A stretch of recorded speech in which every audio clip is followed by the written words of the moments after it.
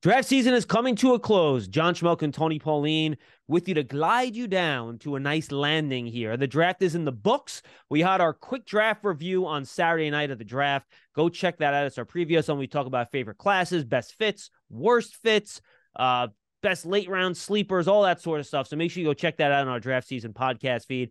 Today we'll go a little bit longer. We'll try to give you 90 seconds or maybe 2 minutes on every NFL team and what they did in the draft. And then we're going to have one more episode coming your way next week.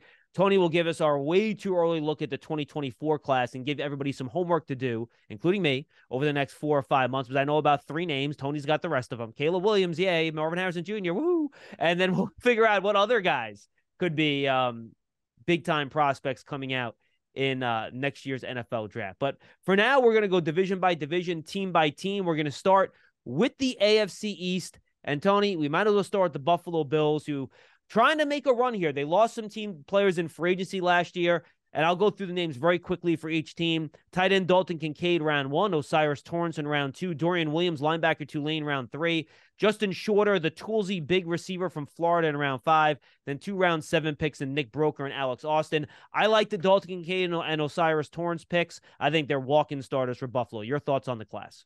Yeah, I don't think it's making a run. They want those last pieces to get them over the hump, to get them into the Super Bowl. I thought they did a good job making the trade up to get Dalton Kincaid, which is a need. I mean, he's going to add an extra body on that tight end position, another pass-catching threat. They needed offensive linemen. Osiris Torrance, I don't know he's going to be a day 1 starter, but he has starting potential down the road. Dorian Williams fits that scheme, sort of the undersized one-gap linebacker that's terrific running the ball. Justin Shorter will be interesting to see. I had Justin Shorter on my tight end board. I think he's a move tight end, or he's a bigger receiver. He's a solid pass catcher. That's no doubt about it. And they're going to have a decision. They're going to have to make a decision with Gabe Davis soon. He could fit in there. Nick Broker could be a major steal. I mean, 2 years ago, we were talking about Nick Broker as a potential day 2 pick at left tackle. He moved into guard. His play is kind of leveled off, but he's a solid player. Doesn't have the great upside, but he's fundamentally sound. He's smart and he's tough. That could be a 7th round steal, the Nick Broker. All right, let's go to the Dolphins here, Tony. Limited picks from a lot of the trades they made, like the one for Tyreek Hill. Cam Smith, a cover corner, probably best impressed man in round 2. Devon Achane, boy, I mean, you want speed at running back, and that's what Mike McDaniel's got with him. I think he'll be a part of a timeshare backfield. Elijah Higgins, who's kind of that move tight end, wide receiver type in round 6. And then Ryan Hayes, who's, I guess, a developmental tackle who has some tools, but he hasn't quite put it together yet in round 7. I think Hayes is going to be a guard. I can't see him a tackle. He doesn't have the movement skills, but I think he's a good 7th round pick at guard. We talked about Cam Smith. In my opinion, it was a head-scratching choice. You look at the players they have at cornerback. You look at the sort of off-the-field character baggage that Cam Smith brings. I don't know why they went that direction. Kane is a terrific player. I mean, he's going to be a perfect fit as a situational ball carrier, pass catcher, the speed, the ability to create in space. And Elijah Higgins, like you said, I mean, they lost Gesicki, right, in free agency. They needed tight end. I've always projected Elijah Higgins to tight end. He's always been on my tight end board. I believe he told you at the Senior Bowl that teams were talking to him about moving to the move tight end position. If that works out, that could be a major steal in the 6th round. Yeah, he could be a move tight end to replace Mike Gesicki there for Miami in their offense. All right, let's go to the Patriots, Tony. And I think it's rare. You look at the New England draft and you're like, oh, you know what? I see some, I don't know. I think there's something here to this draft. They moved down in the 1st round, still get Christian Gonzalez. Keon White is such a fit for what they do. I think pick 46 is about where he should have been, not in like that 25 range where he was in some mocks. Marte Mapu, the linebacker, kind of safety, pass rusher, combo player in round 3, maybe a little early. Jake Andrews out of Troy and Chad Ryland, the kicker, in round 4, maybe a little early. I like Sidy Sow in round 4 out of Eastern Michigan. Antonio Mafia, I think, is a good round 5 guard. They pick a wide receiver with some traits in Keyshawn Butte in round 6. And then they rounded out with Demario Douglas, who I know a lot of people like out of Liberty. Bryce Barringer, another kicker. 2 kickers for the Patriots. And then Amir Speed and Isaiah Bolden. Your thoughts from New England? A lot of good defensive talent at the top. A lot of potential steals at the bottom. Christian Gonzalez, we spoke about him. He was my highest rated cornerback. He was a top 10 pick. He's got a terrific upside. He's great in man coverage. I think Belichick is going to have a field day with this guy. Keon White, perfect fit for his system. outstanding athlete. He's got to get a little bit stronger. He's got to show some durability. Mapu, I was not as high on as a lot of people. Mapu, as we saw at the Senior Bowl, just blew up the Senior Bowl. I mean, he's a bigger college safety who projects as a one-gap, linebacker, which, again, Belichick, I think, will have a field day with. Was not a big fan of the Jake Andrews selection. Chad Ryland went early, although I knew they liked him and they were going to play. I love City So. I mean, he's the prototypical New England Patriot, big body, wide body, moves very relatively well. Guard, interior offensive lineman the Patriots will have success with. Mafi's got a lot of upside, but he needs work. Boute's got tremendous upside. It's just a matter of lighting a fire underneath him. Barringer, I think, will make the team. I love the pick of the Mario Davis in the 6th round. Absolutely love it. And if you look at the Patriots, they've always had success with these smaller, quick receivers. I had Demario Davis as a 5th round pick. I think with Boute and Demario Douglas, I think in Boute and Douglas, they got two potentially tremendous receivers. The Patriots have had a tough time developing receivers that they take early in the draft. They take these guys late in day 3. I think they're both potential home run selections for the team. I agree. I think the Patriots did really, really well. All right, let's go to the New York Jets, final team in the AFC East, Tony. Will McDonald to pick 15, maybe a little high, but I think he does give you some real legitimate edge, quick, bendy pass rush ability. Joe Tippmann in round 2 will pick 43. Will it be guard? Will it be center? We'll see. Good athleticism there from him. Carter Warren, offensive tackle out of Pittsburgh in round 4. His teammate, Israel Abanikanda out of Pittsburgh, who tested really well in round 5. Zaire Barnes from Western Michigan, a linebacker in round 6. Jarek Bernard-Converse, a cornerback from LSU in round 6. And then I can't believe Zach Kuntz lasted to round 7, Tony. The way his tested, and you see the athleticism on tape, the transfer of Penn State to Old Dominion, the tight end in round 7, that was probably my favorite value pick for the Jets. I think he can develop into something. Absolutely. I mean, it was the injury. It was the lack of playing last season, at Old Dominion. I don't think he was able to develop his game on the field. He was okay at the Shrine Game. He wasn't great, but he was highly graded coming into the season by scouts. They thought he was a day 2 pick. Joe Douglas really transformed that tight end position for the Jets last year. Selected Jeremy Ruckert in the 3rd round. You can say Zach Kuntz is a better pick in round 7 than Jeremy Ruckert was in round 3 last year. And I thought that was great value for the Jets. You start at the top with Will McDonald. I think my problem with Will McDonald was it's earlier than Will McDonald should have gone. And this is the same team that traded up to get Jermaine Johnson late in round 1 last year. So, yeah, you can never have too many pass rushers. You can never have enough pass rushers, I should say. But the fact is the Jets are in win now mode. And with Jackson Smith-Njigba still on the board, Jets needing a receiver, you got to win now with Aaron Rodgers. I thought that would have been a better fit. And I had Smith-Njigba rated higher. Joe Tippmann, I know there was a little controversy in the war room there. Joe Douglas wanted the bigger punch in the face type of mauler centers. So the coaching staff wanted Luke Whippler, more of the move, the zone blocking center.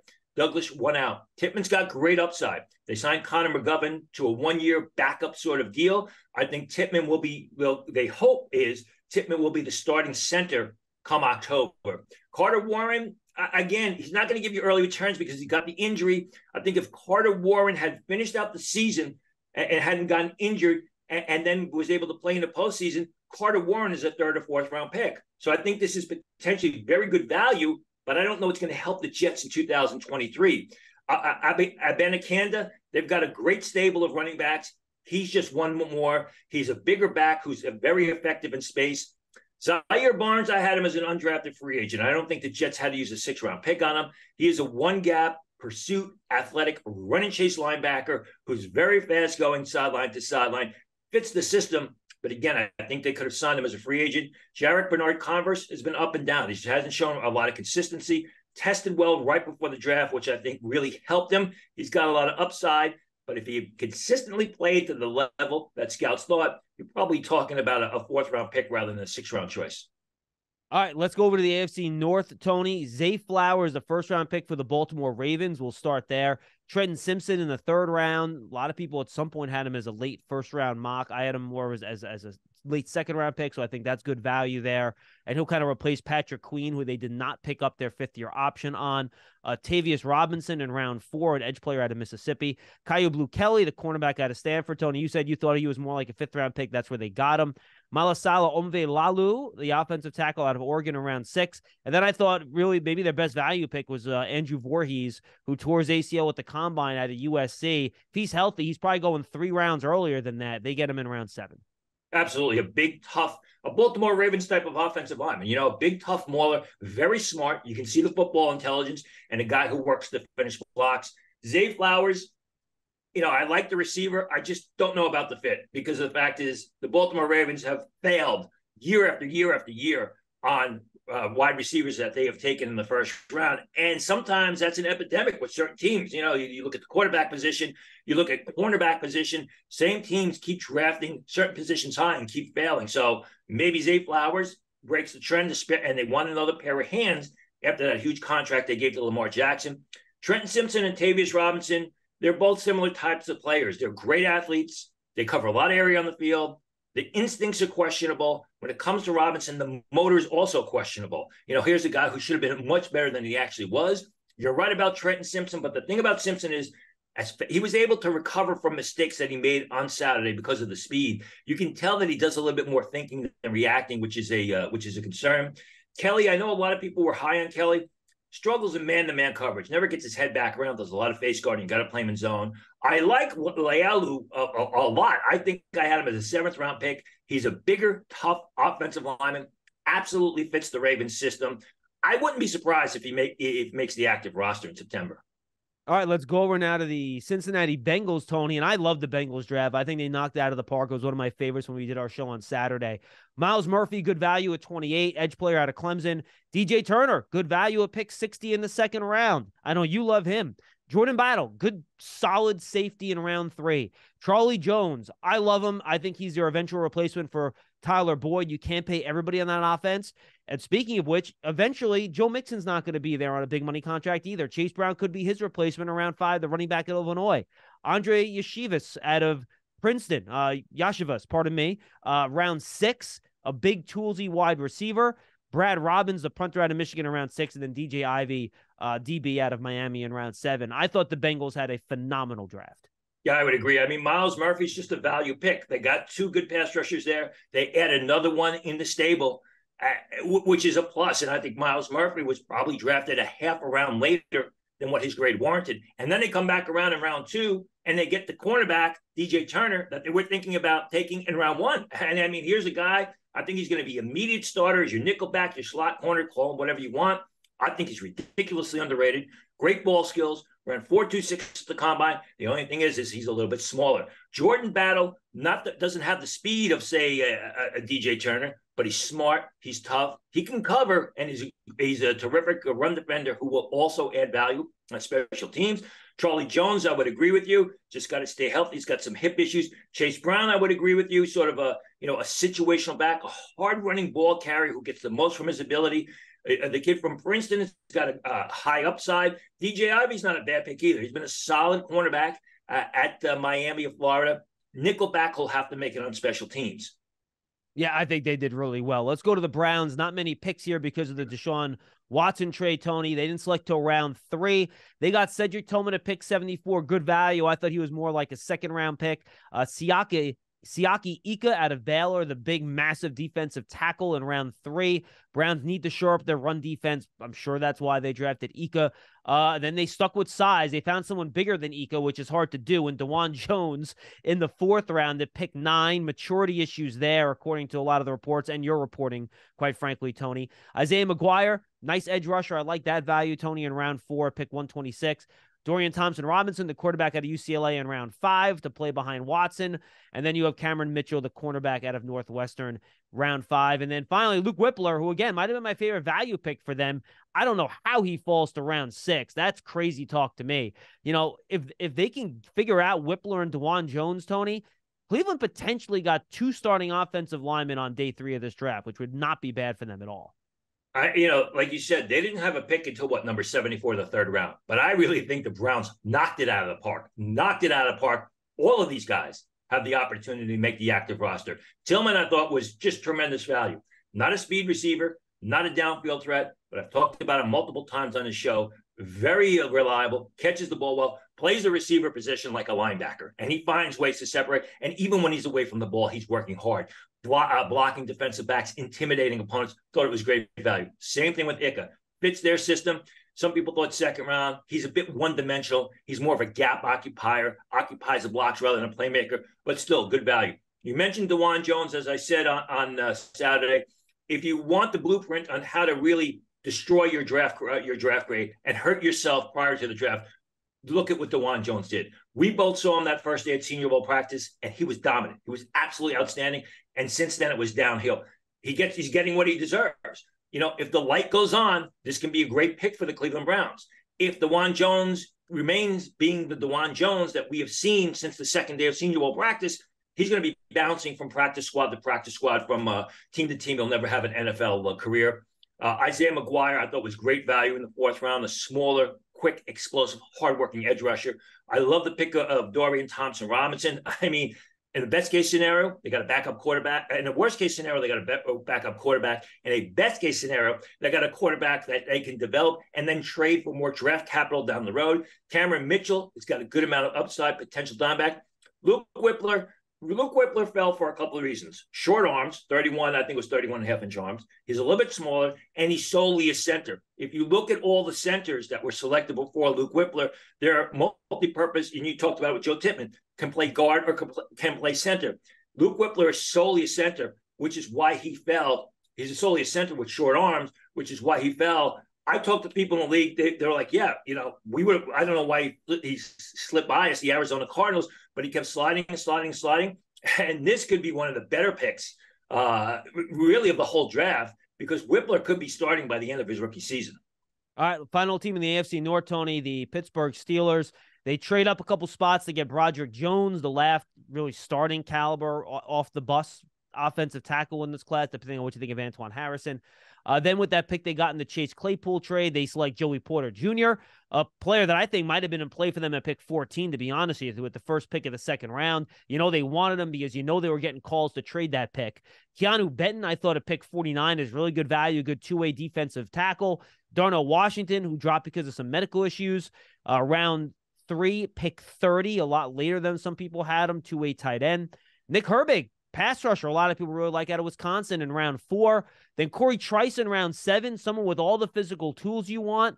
And then Spencer Anderson, a guard out of Maryland. I thought the Steelers had a really nice draft.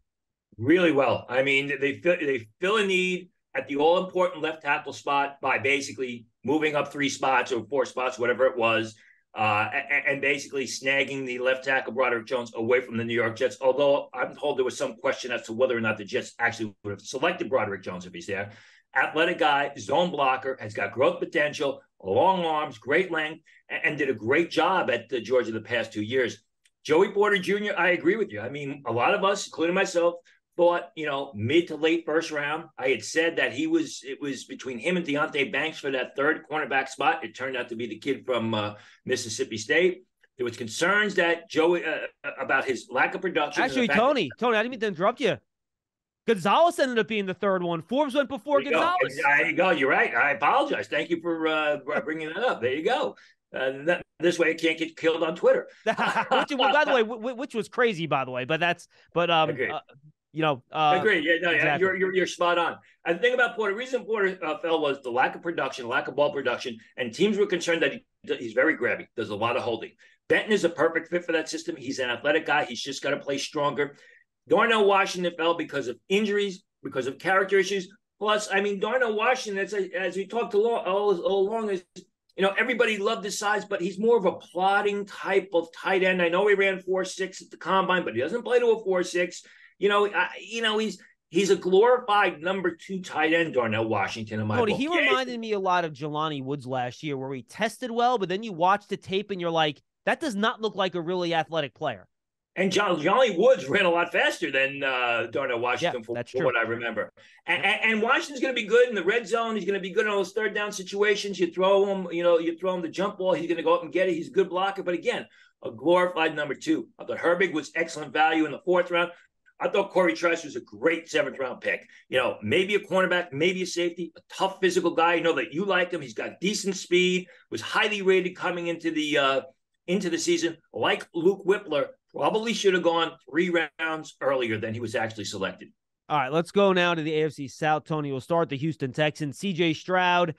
Then they trade up for Will Anderson. I know you love the player. And I went back and I looked at this, Tony. It's not quite 1-to-1, but it's close. They almost gave up all the draft capital they got in the Deshaun Watson trade to go get Will Anderson. So this guy better be special if you get a trade that much for him. They're placing a big bet on Will Anderson Jr. in that trade up with Arizona.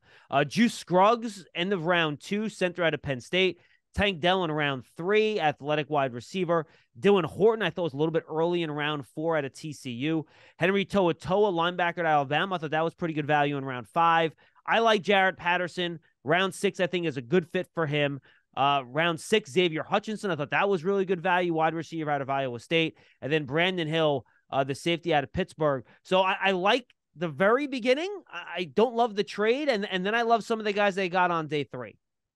Listen, the trade was basically a compromise between Cesario and the head coach. They were sitting there at 2. The head coach wanted the defensive player, D'Amico Ryans. He was going to, when Will Anderson, he sees a guy that he can do basically everything with. And Cesario realizes he needs a quarterback for him to have any chance of keeping his job. So that trade was the result of a basically compromise. One guy wanted the defensive player. The other guy wanted the quarterback. They made the trade. They ended up getting both. We'll see. I mean, yeah, they gave away a ton. But if C.J. Stroud turns into their starting productive quarterback and plays well on a consistent basis, and Will Anderson becomes the player we all think he can be, an impact defensive player, it's well worth all the draft capital they gave away. Juice Scruggs is, again, we talked about Luke Whippler early on. Juice Scruggs is a guy who did a terrific job at guard in 2021, made the successful transition to center. I talked to Juice Scruggs, and Juice Scruggs has got a chip on his shoulder because he was looked at as the 4th center out of the Big Ten. Forget about the 4th center. Tippmann, John Michael Schmitz, Luke Whippler, and then it was him. So he was an afterthought. So he had a bit of a chip on his shoulder, and he's a terrific player. Tank Dell, we saw him at the Senior Bowl. No one can cover him. I'm going to slightly disagree with you. I understand. I had Dylan Horton as a 4th-round pick. He's got tremendous potential. He's a tremendous athlete. If you can just harness what he did against Michigan on a consistent basis, watch out. You got a great selection. To'oTo'o, I like a lot. Wasn't the fastest guy, but very instinctive. I think Patterson's another guy, can play center or play guard. I thought he was good value. Hutchinson was outstanding value in the 6th round. Bigger, somewhat slower, maybe a slot receiver, outside guy, incredibly reliable. I mean, just great hands with a multitude of quarterbacks. Good route runner. For Iowa State. Brandon Hill, I thought he was a bit overrated. I thought he should have gone back. And I was proven right by the fact that he's a 7th-round choice. All right, let's go now to the Indianapolis Colts. This is one of my favorites, Tony. It has nothing to do with Anthony Richardson at 4. They'll develop him. We'll see how that goes. I think Shane Steichen's the right guy to be with him there, considering what he did with Jalen Hurts. We'll see if he starts day 1. Julius Brents in round 2 at pick 44. They traded back in order to get Julius Brents. Josh Downs in round 3. I love Josh Downs. Perfect fit next to 2 very big wide receivers in Pittman and Pierce. I think he'll be a nice safety blanket for whatever quarterback starts with them this year. Blake Freeland, a developmental tackle in round 4, needs to add some strength. Adetomiwa Adebawore, who, I didn't think he would go end the 1st round like some people were talking about because his tape wasn't that good, but I thought he also played out of position. I think you put him at the 3 technique all year. He's going to be a disruptive player. Round 4, I think, is a steal. Darius Rush in round 5, I had him as a day 2 player. We watched him at the Senior Bowl, Tony. He's a late convert to cornerback. He was running routes for wide receivers in Mobile. He was fantastic. Love Darius Rush. Ran a sub-4 440. Really good player. Then I'm going to just roll through very quickly these last group of picks here. You got Daniel Scott, safety out of Cal. Will Mallory, tight end Miami. Evan Hull, running back Northwestern. Good 2-way back there. Titus Leo out of the NEC. Wagner, Staten Island, stand up. Round 6, Jalen Jones, Texas A&M cornerback, and then Jake Witt, the offensive tackle out of Northern Michigan in round number 7. And, traits. This was a traits draft.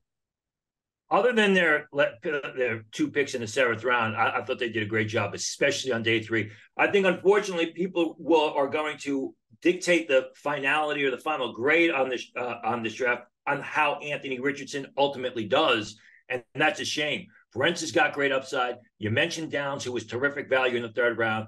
Fourth round, they get Freeland and Adebawari. Adebawari slipped because of the lack of production. The film wasn't that great, and he was sort of a tweener. You mentioned it, out of position at Northwestern. Is he defensive end? Is he three technique tackle? He's a terrific football player. You talked about Rush. Darius Rush could turn into a better cornerback on Sunday than Cam Smith, his teammate who was taken in the second round. Daniel Scott, a tough downhill heady safety. Some people thought he could go second day. I had him fourth, fifth round. Will Mallory is a guy who 2 years ago, you thought Will Mallory was going to be a day 2 pick. His game kind of leveled off. He had a terrific combine. If he can get his game back to where it was, this is a great find. Evan Hull, I thought was great value in the fifth round. Not the shiftiest guy, not the most creative guy, but someone who does the little things well and a terrific pass catcher out of the backfield.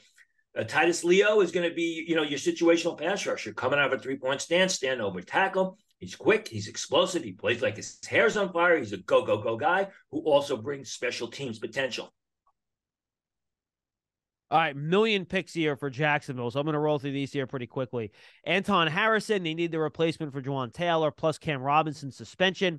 Brenton Strange, tight end, Penn State, and the round 2. A little rich for me. Tank Bigsby, running back, round 3. Ventrell Miller, linebacker, Florida, round 4, along with Tyler Lacey, defensive in Oklahoma State. Couple fifth-rounders, Tony Yasir Abdullah out of Louisville, Antonio Johnson, I think good value there at A&M in round 5. Parker Washington, the run-after-catch receiver from Penn State in round 6. Christian Braswell, cornerback, Rutgers. Eric Hallett, defensive back, Halle maybe, defensive back, Pittsburgh. Then round 7, Cooper Hodges, Raymond Vohasek, and Derek Parrish, edge out of Houston. Your thoughts on this class? I like a lot of the players. I think some of these players were selected much earlier than I had them graded. It's almost like, they own the 5th and 6th round, and they had all these picks, and are like, they were almost like they were throwing darts at a dartboard. Anton Harrison, I think that was a neat pick. I thought all along it was going to be Deonte Banks. Cam Robinson gets suspended right before the draft. Now you got your franchise quarterback entering the season without his 2 starting tackles last year because they lost the right tackle in free agency. Brenton Strange, I would agree with you. It's a bit of a reach. I had him as a late 3rd round, early 4th round pick. Hopefully, I guess their plan is to develop him behind Evan Engram. Tank Bigsby I thought was a good pick. Ventrell Miller and Tyler Lacey, I had him much later in the draft. They're both one-gap defensive type of players. I like Miller. He goes sideline to sideline. Had an injury and really wasn't able to do anything before the draft, which I think hurt him, but you watch the film, and it's really good. Abdullah is a solid, pass-rushing linebacker who can also play in space. Antonio Johnson, I was not as high in Antonio Johnson as other people. He's your throwback safety who I think is going to struggle over the slot receiver. Yeah, box guy. He's a box guy. Which is why he fell. Parker Washington is more quick than fast. He brings some return potential. I love the selection of Christian Braswell. I said it after the Jacksonville Jaguars made it. I've watched this guy since he played at Temple, transferred to Rutgers, just had a knockout year in 2022. You watch the film, you see the production. He's got terrific ball skills. This could be a major find. The later guys, Hallett, Hodges, Boasek, Parrish, maybe you're looking at 1 or 2 guys that can make the depth chart as a backup. I would go with Hodges because he can play tackle, he can play guard, he's very athletic. All right, let's go to a final team in the AFC South, the Tennessee Titans. Not nearly as many picks in this class, Tony. Peter Skoronski, solid as they come. They need offensive line help at pick 11 overall. Will Levis in round 2, I think good value. See what you can do if he doesn't work out. It's only a second-round pick. You can move on from him quickly if you want. Tajay Spears in round 3. I mean, if you listen to this, you know how much I love Tajay Spears. The quickness, the contact balance, the pass-catching ability. Round 3 out of Tulane. Good compliment to Derrick Henry. Josh Wiley, the tight end out of Cincinnati in round 5, I thought was pretty good value. Then they got a developmental tackle in Jalen Duncan, who's a good athlete in round 6. And then Colton Dowell, wide receiver out of Tennessee Martin in round 7. I thought it was a terrific draft for Tennessee. Skoronski, is he a guard? Is he a tackle? He's a real good blocker. You're going to find someplace for him to play up front. Will Levis, I was never a fan of Will Levis, and it's kind of ironic how Will Levis's draft journey mirrors Geno Smith, right? Didn't play in the Senior Bowl. People were talking about it as a first-round pick. You saw him there in the war room. He's sweating it out. He doesn't go in the first round. He goes in the second round. Note to quarterbacks who have questions about them in the pre-draft process, go to the Senior Bowl, go to the Shrine Bowl, and prove show that you can play on the next level, or you're going to fall. I mean, Will Levis in a lot of ways is what happened to DeJuan Jones. Just made a lot of mistakes in the draft process. Tyjae Spears, absolutely love him. There's some question about his knees. He's a terrific player. Josh Whyle, a year ago, we were talking about Josh Whyle as a potential day 2 pick. He goes back to Cincinnati. They get a new quarterback. The quarterback doesn't use the tight ends as much as Desmond Ridder. Josh Whyle falls, still a good player. Jalen Duncan fell for a couple of different reasons. Off the field issues, the fact that he never progressed as a run blocker, but he's a terrific pass blocking left tackle, which is what the Tennessee Titans need. I don't know if he's going to be a starter day 1, but he's got starting potential. I have to absolutely love the pick of Colton Dowell. He's a guy that I've watched the past couple of years at Tennessee Martin, went back for a senior season. He's a bigger, sure-handed receiver. He went to the University of Tennessee Pro Day and just lit it up. I mean, he showed he was much faster than people thought, and you watch the film, he was the go-to guy, that Tennessee Martin offense that people could not stop. All right, let's go to the AFC West now here, Tony. The Denver Broncos. Marvin Mims, I thought good value at pick 63. Not sure how he fits in a very crowded wide receiver room over there with Judy, Sutton, Tim Patrick, KJ Hamler. Where's room for him? I think we need to wait and see. Drew Sanders, I thought good round 3 value, 4th overall in that round, 67 in the draft. Good pass rush, can run to the ball, good athlete. Riley Moss, good corner, round 3, good player. We've talked about him a lot. J.L. Skinner, I thought round 6, solid safety, good selection. And Alex Forsythe, a center with some upside, I think, out of Oregon in round 7 to develop. Given they didn't have a lot of capital, Tony, I thought the Broncos did pretty well. Especially with their first 3 picks and really their 2 picks on day 3. Mims, you're right, it's crowded, but Mims is an explosive guy, a vertical threat, and he brings returnability. Drew Sanders is a great fit for that system. I think everybody, if they were honest with themselves, thought that Drew Sanders was a 2nd-round pick. He falls into the 3rd round, and I think he fell into the 3rd round because when you watch the film, he seems a bit limited. I know he had a great pro day. I know he worked out well at the combine, but when you watch Drew Sanders, he's basically an in-the-box, up-the-field type of linebacker, struggles in coverage, and, that you may have to take him off the field on 3rd down and passing situations because he may be a liability. Riley Moss, we've gushed over him on this podcast, literally from the get-go. J.L. Skinner, I think, fell because, number 1, he's more of a straight-line safety. 2, he had the injury. Alex Forsythe is a guy I've absolutely loved for a couple of years now. Not the biggest guy. He's got a funky NFL body.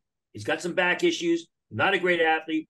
But if you watch that Oregon offense, and I was at the first game when C.J. Stroud played against Oregon in 2021, the first home game of the first game of the year in Columbus, you could tell that Oregon offense basically runs around Alex Forsythe. He is the guy that makes it go, making the line calls, just plays incredibly smart football. I was glad to see him get selected. If he's healthy, he's going to make a roster because he is just a smart, tough. He's a thinking man center, if you will. All right, let's jump over here, Tony, to the Kansas City Chiefs. 31st pick in the 1st round, Felix Anudike-Uzomah, the edge rusher. Rashee Rice, I guess kind of a Juju Smith-Schuster replacement, given their play style maybe. Not super explosive, but he can catch the football. Wanye Morris, the offensive tackle in round 3. Shamari Connor, cornerback, Virginia Tech in round 4. B.J. Thompson, Stephen F. Austin, an edge in round 5, and then Keandre Coburn, the big Texas defensive tackle in round 6, and Nick Jones, the Ball State corner in round 7. Kind of a under-the-radar draft here for the Chiefs. Nothing that jumps out to me. A draft that's got a lot of upside, but it's got a lot of questions and a lot of downside risk. I mean, you don't know where he's going to go. Anudike-Uzomah, I actually had the Chiefs taking him in round 2. In my Marvel 3-round mock, I had him going around 2. The Chiefs, they take him around 1. Guy's got a lot of upside, but he needs a lot of polish on his game. Rashee Rice, he doesn't have great size, doesn't have great speed. He was a terrific pass catcher at SMU last year. Was the guy in that offense, despite the fact they had 2 receivers leave. One was drafted in 2022. The other son is a undrafted free agent. Some off the field questions. I guess the Chiefs felt comfortable with that. Wayne Morris, in my opinion, his guy's got great upside. A right tackle prospect who's very athletic. He's very explosive. He's got some off the field issues, but again, like Rashee Rice, I guess the Chiefs were happy with were okay with that. If you get Wayne Morris to play up to his potential, you got a starting tackle. Shamari Connor, I like him more as a safety. I also like him as a seventh-round pick. B.J. Thompson is a tall, thin pass rusher, stand-over tackle, come out of the line of scrimmage. He's got to add bulk to his frame. I mean, he basically looks like a tall, thin, forward in the NFL. Incredible athlete, incredibly productive, a lot of upside. He's just got to get bigger. Keel Colburn is a good fit in that system on the inside. He's a guy who 3 years ago, I thought, wow, this guy could be a day 2 pick. His game is kind of leveled off. He's, your dancing bear type, if you will. And in fact, that in the sense that he's big, he moves very well, but he's very inconsistent. Nick Jones has got some upside as a dime back. All right, let's go to the let's go to the Las Vegas Raiders here. Pardon me. They rolled the dice in this draft a little bit. Ha, ha, ha. Tyree Wilson, 7th overall pick, Texas Tech. 2nd-round pick, Michael Mayer, good value out of Notre Dame there, the tight end. 2 third-round picks, Byron Young, defensive tackle version out of Alabama. Trey Tucker, who went ahead of Scott in that Cincinnati wide receiver core, which surprised me.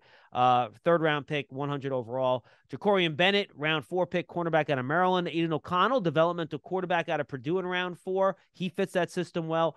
Christopher Smith, who I think despite the testing, you look at his film, I think it's starting caliber film in round 5. Then Amari Burney, linebacker, Florida, round 6. And Nesta Jade Silvera, defensive tackle out of Arizona State in round 7. It's a solid draft. It doesn't inspire me. I don't think they did a great job with Tyree Wilson. He fell because of the medicals. Is he healthy? Or is he going to show durability? He's got issues with his feet. He's got issues with his back. That can be dangerous moving forward. If he is healthy, they hit a home run here. Michael Mayer, he's not Rob Gronkowski, but he's a very solid two-way tight end as a pass catcher and blocker. Byron Young in the 3rd round, I thought was a bit head-scratching. He's a solid player, but he's not really a playmaker. Trey Tucker, like you said, going before his teammate Tyler Scott, was a bit surprising. He brings some return specialists. I like Jacorian Bennett. Aiden O'Connell, I thought, was a fantastic pick in the 4th round. I mean, a guy who a lot of people think he could be one of the better quarterbacks to come from this draft. He's a mature guy. He's a smart guy. He's got the tools. He doesn't have to play right away. Completely agree with you on Christopher Smith. You got to almost Ryan Branch-like in the sense that if you forget about the scouting, if you forget about the testing numbers and you look at the film, he's a real good player. Amari Burney is a undersized, one-gap run-and-chase linebacker. I thought Nesta Jade Silvera was a terrific pick in the 7th round. He's got good size. He's athletic. He's quick. He's explosive. He plays very hard. I expected him to go earlier. All right, let's jump over. Final team in the AFC West, Tony. Let's talk a little bit about the Los Angeles Chargers here. Quentin Johnson, round 1, wide receiver TCU. Tui Pelotu at a USC in round 2. Deion Henley, the speedy linebacker at a Washington State in round 3. Darius Davis, another TCU player, wide receiver round 4. Jordan McFadden, he was a tackle at Clemson, probably a guard in the pros at round 5. Scott Matlock, defensive tackle, Boise State around 6. And then Max Duggan, quarterback, another TCU player, 3 of them in round number 7. I mean, it was fine, but again, nothing really jumps out to me here. Yeah, I mean, if you develop Quentin Johnson and he's able to become a receiver rather than a big athlete on the football field, they hit a home run with that pick, but sure, that's a ways before they get there. Tui Pelotu, I mean, he's a real good pass rusher. He's very athletic. He's very intense, but he's also very small. He was under 265 pounds. So, where are they going to play him? I mean, they play a 3-man front. Or are they going to stand him over tackle? Henley, as we saw at the Senior Bowl, phenomenal pursuit linebacker, phenomenal in coverage. During those one-on-one drills against the running backs and the tight ends, Henley was getting the better of every player, every offensive player on each and every rep. I thought he should have gone in the 3rd round, which is where he went. I'll tell you what, Tony, real quick. I did go back. I watched his tape on Henley. Really good in man. In zone, I'd like to see some better instincts there. So I think it depends how you use him too. Darius Davis, small receiver, speedy guy. They selected him because of his return skills. He is just a game-changing return specialist. Absolutely agree with you on Jordan McFadden. I thought he was great value in the 5th round. College left tackle who projects to guard. Matlock is a try-hard guy in the middle. I'm glad to see Max Duggan get drafted. I mean, Max Duggan, you don't know what you're getting from him except the fact that he's a gamer. He's competitive, and he goes 100%. So I'm glad he was selected to get a chance to be a backup in Los Angeles. Tough son of a gun. All right, let's go to the NFC here, Tony. We'll try to pick up the pace here. We're more than half hour and about halfway through. Let's go Dallas Cowboys first here. We're going alphabetical order for in each division. Mozzie Smith definitely fills a need for them. Big plugger in the round one. Luke Schoonmaker, tight ends kind of got wiped out a little bit for them in the round two. That they did pick him ahead of Tucker Kraft, which I think surprised some people. DeMarvion Overshown in round three. Fast linebacker, pass rusher. We'll see how they use him. Viliami Fehoko, I know that's a guy you really like, Tony, in round four. Asim Richards, a big offensive tackle in round five. Then Eric Scott, cornerback, round six. Deuce Vaughn, the very tiny running back in round six. Great moment with his dad, who's an assistant scouting director for them. Got picked in round six, got to make the phone call. And then Jalen Brooks, wide receiver out of South Carolina in round seven. Mozzie Smith has always been one of my favorite. You go back to one of the first shows we did with Bruce Feldman when he was at the top of Bruce Feldman's Freaks list. And I said at the time, coming into the season, I had Mozzie Smith graded as a top 25 pick. So many things I like about him. He was the guy in the middle of that defensive line that opened up opportunities for Aiden Hutchinson, for David Ajabu, for Mike Morris. Schoonmaker, you're right. I mean, they lost out on Dalton Kincaid. They get Schoonmaker, who reminds me a lot of Dalton Schultz. I mean, he is a taller pass catcher, not a great downfield threat, but does a little of everything well. Overshawn is a real good Texas linebacker who plays incredibly hard, goes sideline to sideline, not bad in coverage. Fehoko could be a great value. I mean, you can play him at end, you can kick him inside the tackle. He's a three-down player, and he adds a lot of intensity. Asim Richards is an underrated college left tackle who I believe they'll kick inside the guard. Eric Scott had a lot of momentum going, through the 2022 season. Was not graded by scouts. Had a good year in 2022. Had a good Shrine game. I believe he hurt his hamstring the first 40 he did in his pro day, which is why he felt he could have gone earlier. Deuce Vaughn, a situational back, like you said, it was a great moment with his dad. Jalen Brooks, roll the dice on the seventh round. He never impressed me on film. Didn't run fast at the combine. We'll see what happens there. All right, let's go to the New York Football Giants. Deonte Banks, they trade up one pick to get him in round one. John Michael Schmitz got to him in round two, the center. And by the way, Banks a great fit with the press man scheme. Round three, they trade up a bunch to go get Jalen Hyatt. That's why they don't have a fourth-round pick. Speedster out of Tennessee, good value there. Eric Gray, running back out of Oklahoma in round five. Good pass receiver, low center of gravity, quicker more than he's fast. And then they round out at the draft, Tony, with Trey Hawkins, cornerback Old Dominion, Jordan Riley, big defensive tackle out of Oregon, and then Javarius Owens, a safety out of Houston. Yeah, except for Hawkins and Jordan Riley, I thought this was a phenomenal job by the Giants. You could really literally make the case that in Deonte Banks, John Michael Schmitz, and Jalen Hyatt, the Giants got 3 first-round picks because these guys at all points were considered first-round choices. They get the bigger corner in Deonte Banks, who played great in 2022, basically just jumped onto the radar screen. You just have to hope that 2022 is the shape of things to come and not the exception to the rule. I believe it is the former. John Michael Schmitz, listen, I did 3 mock drafts this year. Every mock draft I did, I had John Michael Schmitz going to the Giants in the first round. I think he's incredibly talented. I think he's incredibly smart. He's a tough guy. He's a perfect fit for the Giants. Jalen Hyatt fell for a couple of reasons. Didn't run as fast as people thought at the combine. Didn't run at his pro day. Doesn't have an expanded route tree. Didn't interview well. But you watch the film, and you basically just see the ball being thrown downfield to number 18, and no one can stop him. That's what the Giants need. And good for the Giants because, there was no number one receiver in this draft, and they need a number one receiver, but they get a guy who could potentially stretch the field. I really like the pick of Javarius Owens in the late rounds. And the 7th round, their last pick, I don't know that he's going to immediately fill the needed safety, but he's a guy that you can use sort of as a zone safety, up the field type safety, and he brings special teams value. I thought the Giants did a great job here. I'm getting Eric Gray as well, who was injured at the Senior Bowl, didn't really get to work out at 100%. And the one thing that we know is you go back the last 5 to 10 years, we've had a lot of Oklahoma running backs that have come out of the 4th and 5th round that went on to play incredibly well on Sunday. No question about it. All right, let's go to the Philadelphia Eagles, Tony. They got Jalen Carter at 9, Nolan Smith at 30. Both those players were almost top. I think both guys were in my top 10, maybe top 12. Tyler Steen, offensive tackle, Alabama, in round 3. Love Sidney Brown, the safety out of Illinois. They also had him in round 3. Keely Ringo, there are some legitimate questions, but round 4 with that athletic profile, roll the dice. They trade a pick from next year's draft to get him. Tanner McKee, quarterback depth, around 6 out of Stanford. And then Moro Jomo, who I thought was pretty good value as a defensive tackle out of Texas in round 7. As usual, the Eagles do really, really well. Yeah, the rich get richer, right? I mean, that's what you got to say. But Jalen Carter, I mean, if they take him out of his element, if they get Jalen Carter to play up to his potential, I mean, this is a home run hit for a team that basically was, 45 seconds from winning the Super Bowl. Nolan Smith, we talked about Nolan Smith one of the first shows we did this year. He's a terrific linebacker. He's not an edge rusher. He's an outstanding linebacker. And the Eagles needed an edge rusher. They needed a linebacker. I think Nolan Smith can fit both needs. I wasn't as high on Tyler Steen as many, although he did get some late steam moving towards the draft. Sidney Brown, we saw him at the Senior Bowl. He was phenomenal. I mean, he was a real good player at Illinois, a real tough, nasty center fielder who really looked to intimidate opponents. Then he goes to the Senior Bowl and he shows incredible ball skills. I mean, incredible ball skills, sort of like Jalen Petrie. So in round 3, this was an outstanding pick. Keely Ringo, I think you said it best. You know, what's the worst case with Keely Ringo? He's a backup. You used a 4th round pick on him.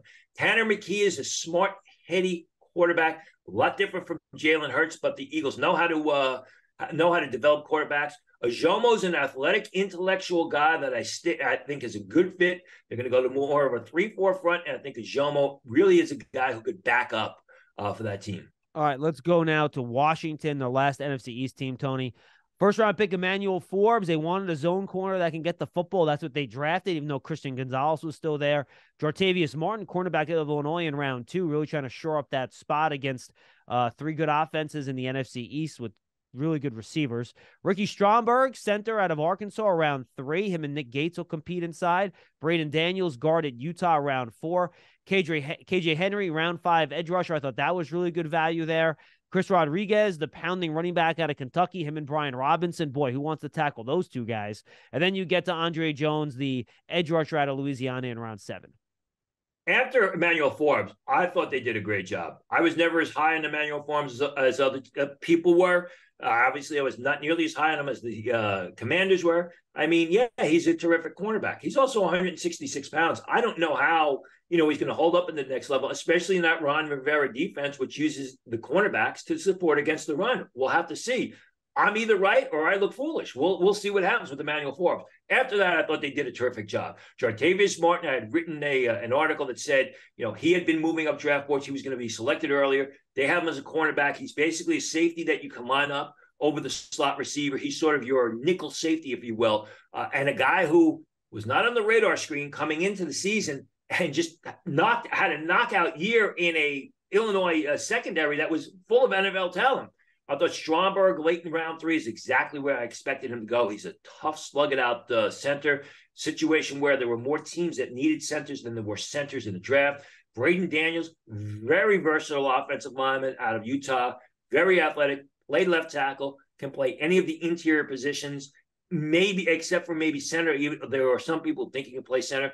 KJ Henry was sort of the odd man out on that Clemson defense, but he's a quality player, can stand over tackle, can come out of a 3-point stance, had a good career at Clemson. A guy who's very athletic, can change direction, make plays in backside pursuit. Thought Chris Rodriguez was a phenomenal pick in the 6th round. A big, tough, grinded out ball carrier who, if you watch the film, Chris Rodriguez will carry 2 and 3 defenders and continue his run and pick up yardage. He's also a good pass catcher out of the backfield. Thought Andre Jones was real good value in the last round too as an edge rusher. Had an injury before the. I think he pulled his hamstring, if I remember, during the first running of his 40 at the combine. Never got fully healthy. Was never able to really work out fully. But you watch the film, number 10 at Louisiana, he's constantly making plays on the ball. I thought this was an excellent pick in the 7th round. All right, let's move on here to the Chicago Bears in the NFC North, Tony. Done all right. They moved down 1 spot at the big right tackle out of Tennessee. Gervon Dexter, the athlete in round 2, needs to work on his get-off a little bit. Tyreek Stevenson, cornerback, Miami, a kind of a high upside guy with a lot of good traits in round 2. Zach Pickens in round 3. Couple round 4 picks, running back Roshan Johnson, wide receiver Tyler Scott. Thought they got some good value there. Noah Sewell in round 5. I think for what he is, I think that's where you should pick him. Terrell Smith, I thought was really good value in round 5. He has traits coming out all over the place there. Then Travis Bell, defensive tackle, round 7, and Kendall Williamson, defensive back in Stanford in round 7. Yeah, one of my favorite drafts. I mean, they're building from the lines of scrimmage out, and I thought they did a good job. They needed offensive linemen. They're committed to Justin Fields. Well, you better get some offensive tackles. Darnell Wright was probably selected a little earlier for my liking than I had him on my board. I thought Broderick Jones was the better pick, but there were questions about Broderick Jones and Darnell Wright. You know, he is a tough, athletic, slug it out right tackle prospect. I like Gervin Dexter. He's very athletic. He's got terrific size. He's got terrific movement skills. He's just got to learn to consistently play at a high level. Tyreek Stevenson, I mean, sort of the same in the sense that I've watched him since his days at Georgia. I thought he had great upside. He never really pulled it all together, and he can be all over the place. But if he learns to basically be more disciplined with his techniques and his playing style, you could have a potential starting cornerback in the third round. Absolutely love the selection of Zach Pickens. I mean, I think that Zach Pickens is better value in round 3 than Kalijah Cansey was in round 1. We haven't even gotten to him in the sense that he's bigger. He's explosive. He's got a great first step. You can use him as a 3 technique tackle. He's got growth potential. I like the selection of Pickens a lot. I love the selection of Tyler Scott. I mean, a legitimate vertical threat, a terrific pass catcher who will also help as a return specialist. Noel Sewell, I thought was great value in the 5th round. I disagree with you. I thought Sewell was worthy of a 3rd round choice. He ran probably better than most people expected. He's been a smart, instinctive linebacker at Oregon. Obviously, the bloodlines are there. And then Kendall Williamson, Terrell Smith, you mentioned also, high upside, but needs a lot of polish on his game, sort of like Gervin Dexter in the 2nd round. And Kendall Williamson is a downhill thumper at safety who is going to have to learn to play special teams to make an NFL roster. Yeah, I don't think Sewell by any chance, by any means was. I thought it was good value. People talked about him as, you know, a round 1 pick and, you know, round 2 earlier. I thought that was rich. I think getting around 5 was good value, and he certainly could have been picked earlier than that. All right, let's go on to our next NFC North team. We'll go to the Detroit Lions here, Tony.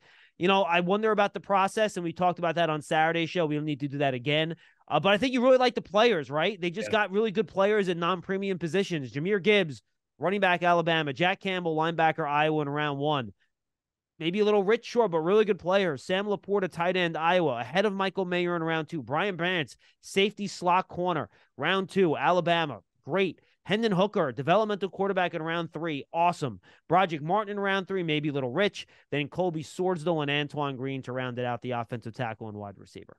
Yeah, really, except for Branch and Hooker, I thought most of these guys were overdrafted.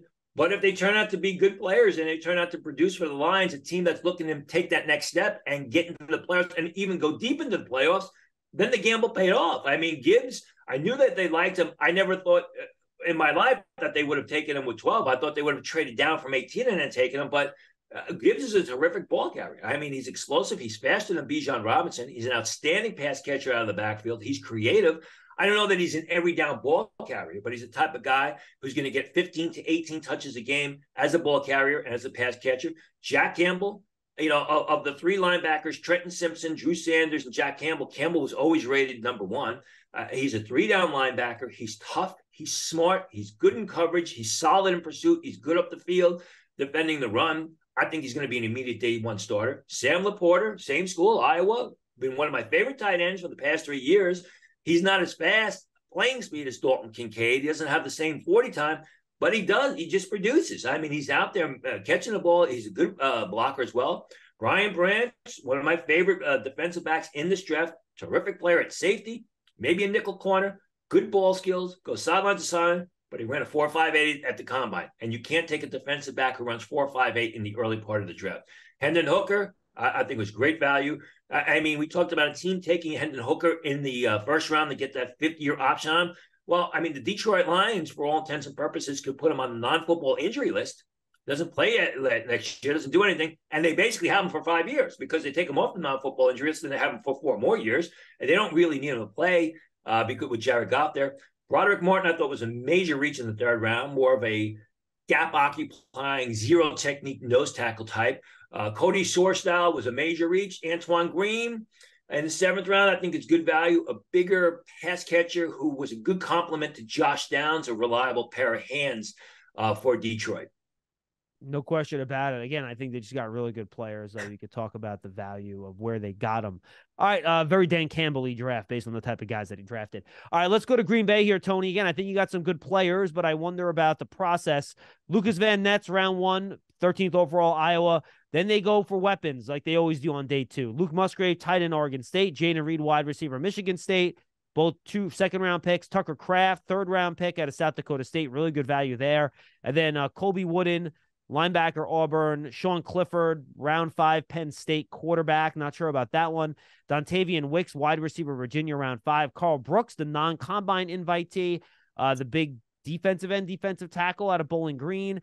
Anders Carlson, a kicker out of Auburn. Carrington Valentine, cornerback out of Kentucky. Lou Nichols, running back, Central Michigan. Anthony Johnson, safety, Iowa State. Grant Dubose, wide receiver, Charlotte. 4 7th-round picks, 2 6th-round picks, Tony. You don't have to go each one of those late picks one by one if you don't want to. You can highlight a couple of guys. Your thoughts on the Packers? And Lucas Van Ness selection reminded me when they selected Rashawn Gary. It's not a need. Where are you going to fit him? I know they got some guys there that are older, that are injured. Thought it should have been Jackson Smith-Njigba, but they seem allergic to selecting wide receivers in the first round. Musgrave and Tucker Kraft, the second and third round picks, I think they are guys that immediately improve the talent at the tight end position. Both guys are athletic. Both guys can catch the ball. Jaden Reed, a little bit smaller, but he's speedy. He's a good route runner. He catches everything that's thrown in his direction. And, he brings special teams ability. They come back in round 5 and get Dontavian Wicks. They come back in round 7 and got Grant DeBose, your bigger possession type of wideouts who I believe will have an opportunity to make the roster. They take Colby Wooden in round 4. Colby Wooden 2 years ago when I watched him at Auburn, I said, this guy's going to be a top 45 pick. He's explosive. He's athletic. But he can rush the passer. His game leveled off. He never really elevated his game, which is why he's the 4th-round choice. Sean Clifford, I thought, was a reach. If the Green Bay Packers don't select Sean Clifford in the 5th round, I don't think that Sean Clifford gets selected in the draft, period. He's smart. He's tough. He's just he's a good college quarterback. I didn't project him all that well till Sunday. Carl Brooks is a very athletic, very explosive, very hardworking defensive lineman that I think is a good fit for their system. Carrington Valentine's got a lot of upside. He's got good length. Lou Nichols, again, like Sean Clifford, if the Packers don't draft him, I don't think he gets selected in the draft. Anthony Johnson is a tough downhill ball carrier that brings special teams ability, which is what the Packers want because the Packers special teams have been terrible the past couple seasons. All right, let's go to the Vikings. Last NFC North here, Tony. I love the first pick, Jordan Addison. Nice fit across from Justin Jefferson. Mekhi Blackman, round 3. No second-round pick from the T.J. Hawkinson trade. Cornerback out of USC. Jay Ward, cornerback out of LSU in round 4. Ja'Kalen Roy, defensive tackle, LSU in round 5. Jaron Hall, the quarterback, like him as the developmental guy in round 5. And then I love Dwayne McBride in round 7. I know there was some non-football stuff with him, whether it's injuries or off-the-field stuff. But I thought to get a running back with that type of talent in round 7, I think you got to be thrilled with it. Yeah, and that's exactly why he fell. I mean, a lot of scouts love the film, but there were concerns about the injuries and other things, which is why he just basically slipped through the cracks. Jordan Addison, I thought, was a great pick for them because of the need at the receiver position, because of the way he plays the game, and he's going to have an immediate impact with Kirk Cousins. Mekhi Blackman, I think, was taken a little bit early, but I think he could be a real good nickel dime back at the next level. They take the 2 LSU kids, Jay Ward, Ja'Kalen Roy. I mean, you're looking at backups there. And I agree with you about Jaron Hall. I mean, eventually they got to prepare themselves to move on from Kirk Cousins. I don't know that Jaron Hall is the answer, but he's got some injury issues. You watch the film, he is a heady quarterback who protects the football, who can make all the passes, and he's got to learn to play from under center. That's a big issue with Jaron Hall. All right, let's go NFC South, Atlanta Falcons, Tony. Bijan at 8. I think we know what Arthur Smith's going to want to do this year. Matthew Bergeron, 2nd-round pick, really good guard tackle, flex, play him anywhere. He'll be good. Zach Harrison in round 3, the big edge defender out of Ohio State. Clark Phillips, the slot corner out of Utah in round 4. I thought that was good value. And then DeMarco Hellams, a safety out of Alabama, and Javon Gwynn, the guard out of South Carolina. And I think, this just screams Arthur Smith physicality draft to me, Tony. Yeah, I thought they did a good job. I mean, Bijan Robinson automatically improves the offense. He automatically is going to help Desmond Ridder. Hopefully it'll help to foster the development of Desmond Ridder, take some of the pressure off him. Bergeron, there was talk he could go late round 1. The Cowboys were thinking about him. The Bengals were thinking about him. He ends up at the top of round 2 to the Falcons. a developmental type of guy. It's got to get a little bit better as a run blocker. It's got to get a little bit stronger, but an athletic pass protector that you can use in motion. Zach Harrison, one of my favorite players in this year's draft. You go back to the Maryland game, basically sealed that game for Ohio State when he beat Jalen Duncan on back-to-back snaps deep in Maryland zone. Tall, athletic, not tall and intense, not super athletic, but just knows how to use his hands and use his tools. Clark Phillips in the 4th round, I thought, was spectacular value. I mean, you're looking at potentially starting nickelback. DeMarco Hellmans has got some limitations. He's more of a downhill straight line safety. Going to have to do well on special teams. Javon Gwynn is a developmental guy. He's short, but he's very athletic. He's very quick, and a lot of people think he can play center. At the very least, I think he's a practice squad player this fall. All right, let's go to the Panthers. Tony, Bryce Young won overall. We've talked about him endlessly. Right pick. Jonathan Mingo, their 2nd-round pick, maybe a little high for me, but a good player. He ran well, a lot of size, good target for Bryce Young. DJ Johnson around 3 to Oregon, tested really well, but he's a little bit older. Not sure that maybe that was a little bit rich for me. I like Chandler Zavala in round 4 out of NC State, the guard. I think he can be a starter in the league. Then I think Jamie Robinson in round 5 from Florida State, the safety, he can be a starter in this league too. So I think overall, nice job by Carolina, though I think they might have had a couple misses there in the middle. Yeah, I mean, I think they did a good job. Obviously, everyone's going to look to Bryce Young, especially with that trade and the draft picks that they gave away to move from 9 to 1 to get Bryce Young. Not just Bryce Young as a rookie, but the durability and the longevity of Bryce Young is something you got to look at. I like Mingo. I had Mingo graded a little bit later, but still, you're bringing a new quarterback. In order to get that quarterback, you trade away your number 1 receiver. Mingo is a nice-sized receiver who catches everything thrown to him, knows how to separate, ran much faster than people expected at the combine. I like DJ Johnson. I had DJ Johnson graded as a 3rd-round choice. Yeah, he may be older, but you watch the film. He's a terrific pass rusher who's very athletic, who's got decent size, who can get out in space and pursuit and make plays. Chandler Zavala, was a guy who made a late charge up draft boards, wasn't invited to the combine, had a good week of 3 days of practice at the Shrine Bowl. He's a guy who's got upside. He's got to polish his game. Jamie Robinson, I always had Jamie Robinson as a day 3 pick. I had him as a 4th rounder. People said day 3. He is what he is. He's like the Chris Smith of Georgia, who we talked about early. Similar type of player. Not very athletic, but smart, tough, and doesn't have mental lapses on the field. Always puts himself in the right place to make plays on the ball, run or pass. All right, let's go to the New Orleans Saints here, Tony. Brian Brzee, one of the classic Saint picks early. Isaiah Foskey, another classic Saint pick early. Ken J. Miller, running back at TCU, good compliment to Alvin Kamara. Kamara also potentially facing that suspension.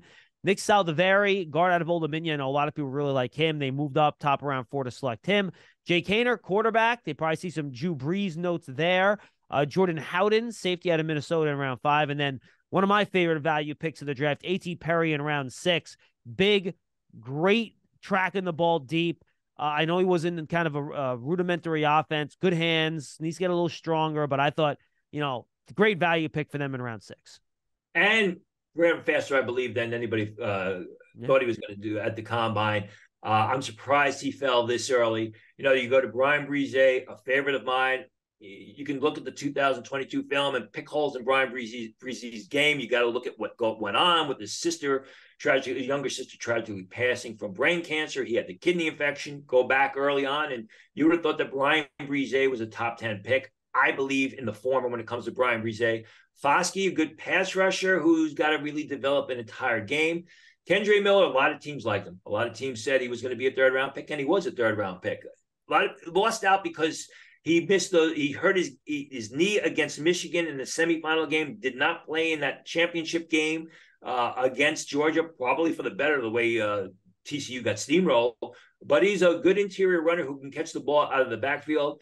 Salveri of Old Dominion, a versatile guy, a college tackle who projects to guard.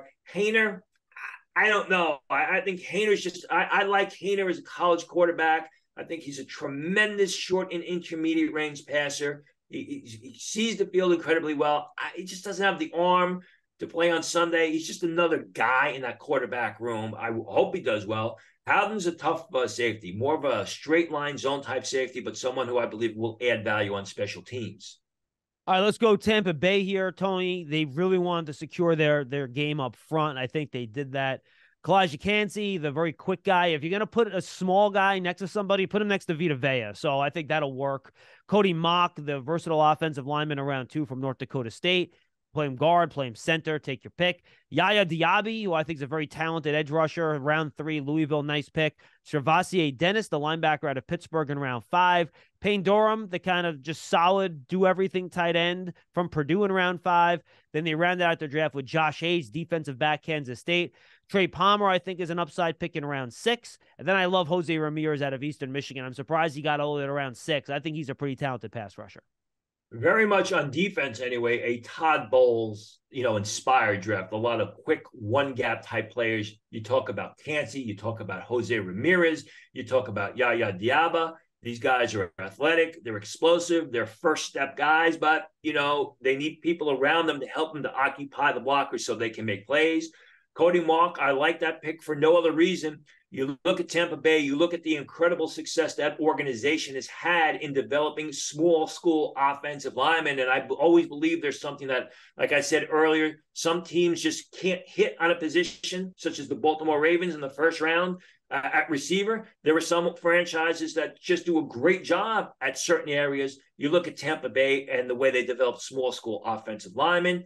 Payne Durham, favorite of mine, not the fastest guy, but a terrific two-way tight end, terrific blocker who, while he's not going to get down the field as a pass catcher, will come away consistently with the ball in a crowd. Trey Palmer, I agree with you, is a guy who's a track athlete learning to become a receiver. I was very happy to see Josh Hayes be selected in the draft. I know a lot of people don't know about Josh Hayes. I watched him back in his days at North Dakota State. He's not the fastest guy in the world, but he's smart. He's instinctive. He finds the ball in the air. I think you could use him as a dime back, as a nickel safety, and he'll play special teams. I was very happy to see this pick because a lot of people didn't even know who the heck Josh Hayes was. All right, let's go now to the Arizona Cardinals, Tony. I thought they had a really nice draft. Paris Johnson, they trade down, trade back up, offensive tackle, Ohio State. DJ Ojulari, 10th pick, second round. He's going to be a good pass rusher in the NFL. Garrett Williams, corner, Syracuse, probably goes higher if not for the injury. He goes in the 3rd round. Michael Wilson, again, an injury guy out of Stanford, but very talented. Great, the Senior Bowl in round 3. John Gaines in round 4, the big guard out of UCLA. Clayton Tune, I think a talented developmental quarterback in round 5. Owen Popo, the linebacker out of Auburn, super fast, run and hit. Keetro Clark, we talked about him at the Shrine Game, Tony, really fast cornerback, slot guy, and then Dante Stills out of West Virginia to round it out. Yeah, Paris Johnson, I had the Cardinals taking Paris Johnson, but I hadn't taken him with the 3rd pick. They did even better. They traded out, got a bunch of draft picks, traded back in and get, a guy who can protect Kyler Murray's blind side for, the next 10 years. I think he's got great upside.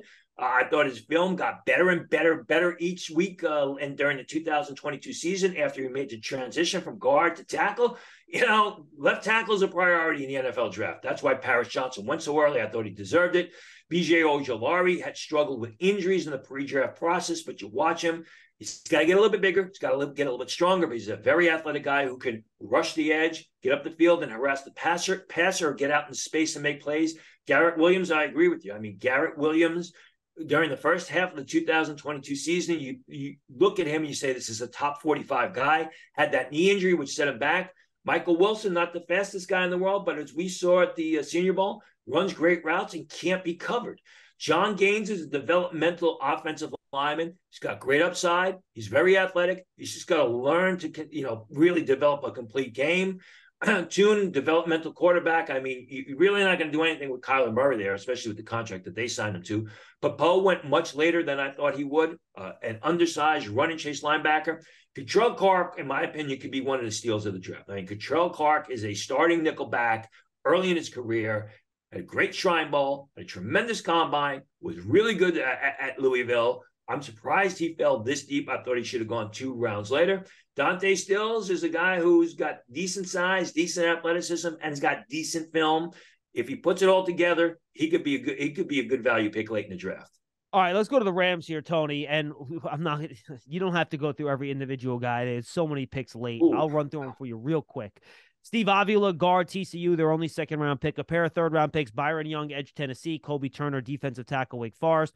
Round 4, Stetson Bennett, quarterback, Georgia. Round 5, Nick Hampton, edge, Appalachian State. Warren McClendon, offensive tackle, guard, maybe moves, offensive tackle, Georgia, maybe moves to guard.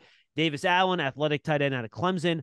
Another round 5, Puka Nacua, wide receiver out of BYU, who has some talent but some injury issues. Round 6, Trey Tomlinson, from cornerback, TCU. He's somebody that's probably a slot in the NFL, but talented. O'Shawn Mathis, round 6, Nebraska edge. Zach Evans, high upside running back from Mississippi in round 6. Then 3 round 7 picks, Tony. Ethan Evans, Jason Taylor, and Deshaun Johnson. I like the pick of Avila, can play center or guard, had been rising up draft boards. Not surprised he went this early. He's a strong power gap guy who showed at the combine. He's got decent movement skills.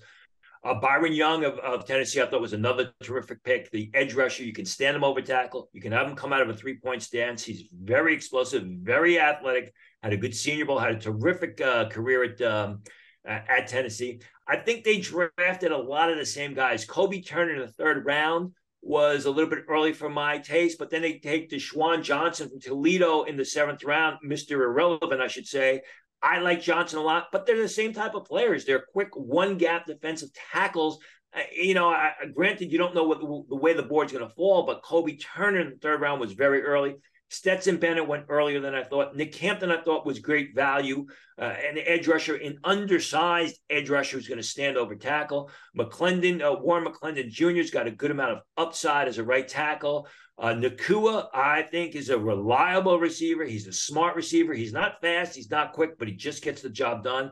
I love Hodges Tomlinson. If Hodges Tomlinson is the Bryce Young at the cornerback position, in the sense that if he was 5 inches taller and a little bit heavier, we'd be talking about him as one of the great cornerbacks. You watch the film for 3 years now at TCU. He was an outstanding cornerback with terrific ball skills.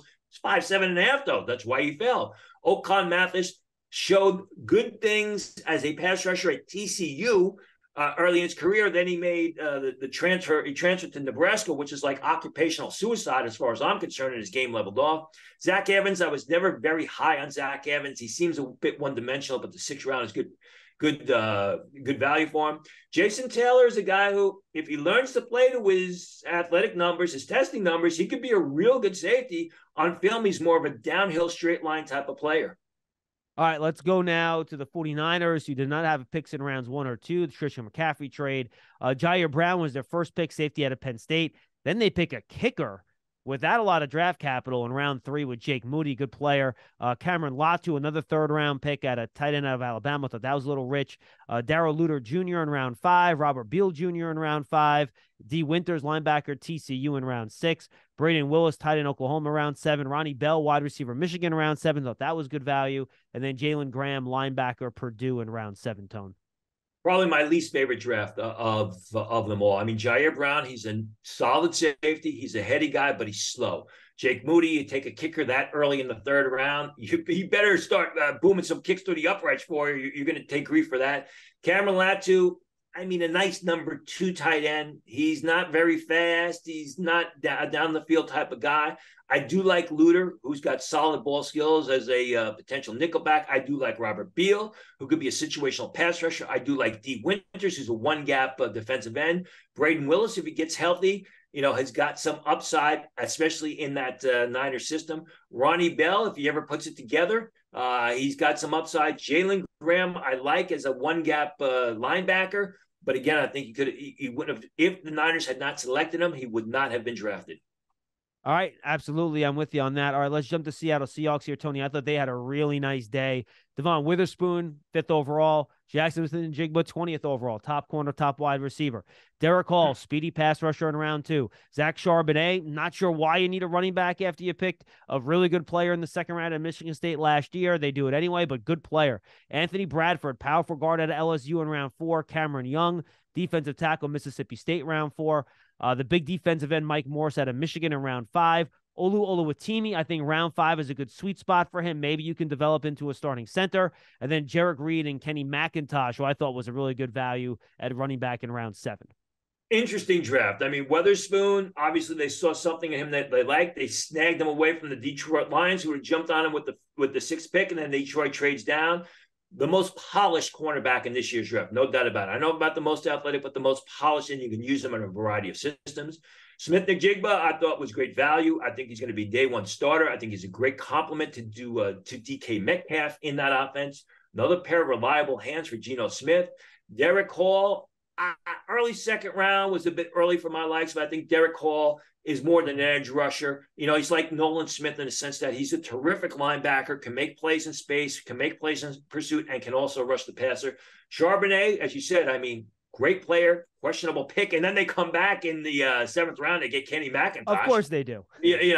Anthony Bradford's a solid interior lineman. Cameron Young, I thought they selected a little bit early. More of a zero technique type of a defensive tackle in the style that he plays. They take the two Michigan guys, Mike Morris, who was injured and never, got to test for scouts at 100%. You watch the film, he's a terrific pass rusher at times. Oluwatimi went exactly where I had him going. People thought third round. I actually had him as a early sixth round choice. Tough, smart, great story, but not really big, not really powerful. A try-hard guy who could make it. Jerrick Reed had a great pro day. Jerrick Reed is a little bit smaller. He's more of a straight line safety. He's sort of an enigma. He's a small guy who's very athletic, but he's best playing downhill. He's going to have to make it on special teams. Tony, good stuff, my friend. We'll be back next week. What do you got?